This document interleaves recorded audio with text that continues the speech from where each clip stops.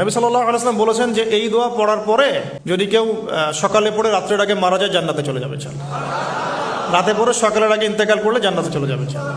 সাইয়্যিদুল ইস্তিগফার, আমার সাথে বলবেন আল্লাহুম্মা আনতা রাব্বি লা ইলাহা ইল্লা আনতা খালাকতানি আনা আবদুক ওয়া আনা আলা আহদিক ওয়া ওয়া'দিকা মাস্তাতা'ত আউযু বিকা মিন শাররি মা সানা'ত আবুউ লাক বিনি'মাতিকা আলাই ওয়া আবুউ বিযানবি ফাগফিরলি ফাইন্নাহু লা ইয়াগফিরুয যুনুবা ইল্লা আনতা।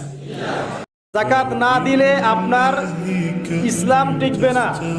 কেউ যদি মনে করে আমি নামাজ পড়ি যাকাত না দিলেও চলবে, আপনার ঈমান থেকে নাম কাটা পড়ে যাবে। যে ব্যক্তি সালাত এবং যাকাতের মধ্যে পার্থক্য করে এটা কুফরি, এটা এক প্রকার কুফরি, সে আর মুসলিম থাকে না। যাকাত নফল নয়, ফরজ জিনিস, আপনাকে দিতেই হবে বাধ্য। দুনিয়ার মানুষ বড় বেঈমান, দুনিয়ার মানুষ বড় স্বার্থপর।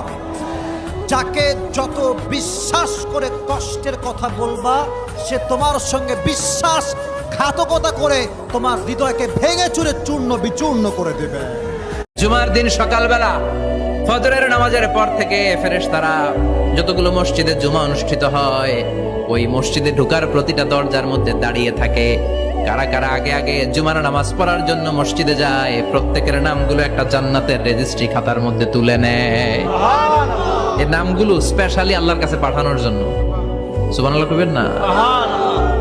ডানে বায়ে সামনে পেছনে যতগুলো দরজা, প্রতিটা দরজায় ফেরেশতারা বসে থাকে।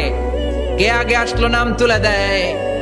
তুলতে তুলতে তুলতে তুলতে খতিব সাহেব যখন খুতবা দেওয়ার জন্য মিম্বারে যেয়ে বসে যায়, ফেরেশতারা তাদের খাতা বন্ধ করে তারাও খতিব সাহেবের সামনে জুমার খুতবা শোনার জন্য বসে যায়। পড়েন সুবহানাল্লাহ।